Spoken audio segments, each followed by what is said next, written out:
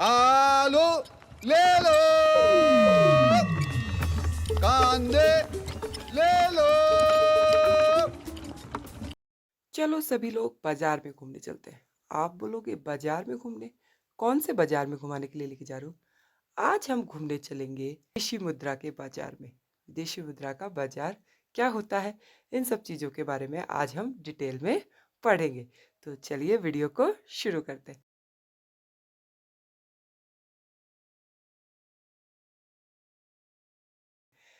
विदेशी मुद्रा बाजार। विदेशी मुद्रा बाजार होता क्या है? भाई बाजार में होता क्या है? जहाँ पे कुछ खरीदा और बेचा जाता है। अब बात विदेशी मुद्रा बाजार की हो रही है, तो क्या होगा वहाँ पे?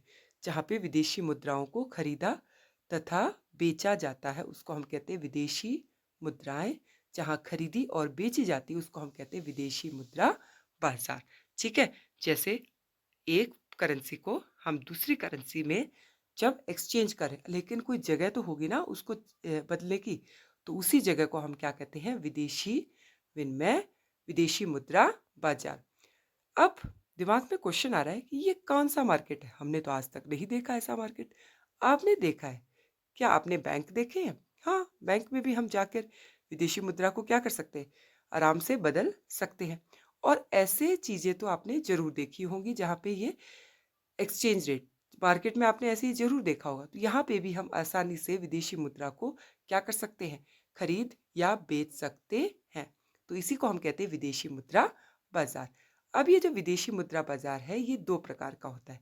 कौन कौन सा? हाजिर बाजार और दूसरा होता है वायदा बाजार। पहले देखते हैं हाजिर बाजार। पहले इसको अमित को देख लेते हैं। आप बोलोगे वापस फिर से अमित को ले आए। भाई आपको पता है ना मेरा समझाने का तरीका क्या है। मैं समझाती हूँ हमेशा एग्जाम्पल्स देके। तो फिर से मैं अमित को ले आई। पहले वाले वीडियोस में भी मैंने इसी के थ्रू आपको समझाया। जिसने नहीं देखा उनको जरूर देख ले। तो अमित कहाँ गया? यूएसए घूमने गया हुआ था, आपको सबको पता है। अमित ने एक बात नहीं बताई। जब वो डॉलर में बैंक में बदलने के लिए गया था करेंसी को, तो बैंक वालों ने उससे एक सवाल पूछा था कि आपको विदेशी मुद्रा की जरूरत अभी है या बाद में है? उसने कहा मुझे तो अभी चाहिए, मुझे अभी घूमने जाना है। तो उसने कहा ठीक है, आज का रेट 80 रुपए है, आपको इसी दर पे विनिमय करना होगा। उसने कहा ठीक है। जो इसी रेट पर, इसी को कहते हैं हाजिर बाजार, यानी कि उस बाजार को जिसमें प्राप्तियां और भुगतान तुरंत किया जाता है। यानी कि जो रेट मार्केट में चल रहा है, एट ए टाइम चल रहा है, उस पर जब प्राप्तियां भुगतान किया जाता है, उसको हम कहते हैं हाजिर बाजार। जैसे मान लो आपके पास $200 है, आप गए बाजार में, वही विदेशी मुद्रा बाजार में आप गए, आपने कहा ये लो, मेरे पास ये $100 है, मुझे अपने इंडियन रुपीज में दे दो पैसा। तो उसने कहा आज का रेट क्या है? उसने कहा आज का रेट ये है। आपने एक्सचेंज कर लिया। तो आपने कौन से मार्केट में काम किया? हाजिर बाजार में। ठीक है। अब दूसरे की तरफ बढ़ते हैं। अब मैंने आपको बताया था, जब हमारा जो अमित है वो घूमने गया था, उसका एक फ्रेंड बना था।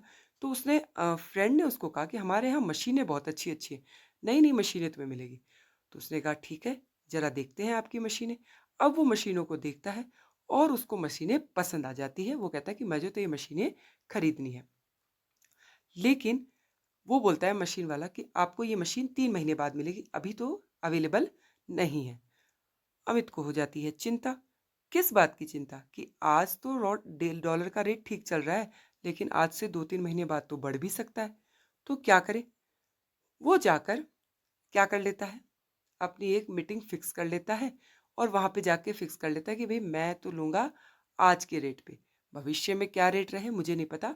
मैं $1 80 में चेंज करूंगा, इस पर ही मैं विदेशी मुद्रा को खरीदूंगा, ताकि उसको आगे की चिंता ना हो। ऐसे बाजार को हम कहते हैं वायदा बाजार, जिसमें विदेशी मुद्रा की बिक्री और खरीदी आज तय की गई निश्चित तिथि पर की जाती है, उसको हम कहते हैं वायदा बाजार। समझ में आया? जो क्या होता है, जिसमें जो विदेशी मुद्रा की जो खरीद है वो किस पे, आज की जो तारीख है उस पर की जाती है, उसको कहते हैं वायदा बाजार। क्यों किया जाता है? ताकि आगे रेट अगर बढ़ रहा है तो उससे बचने के लिए। ये है हमारा विदेशी वायदा बाजार। दूसरे होते हैं विदेशी विनिमय बाजार के कार्य। जैसे पहला कार्य है हस्तांतरण कार्य।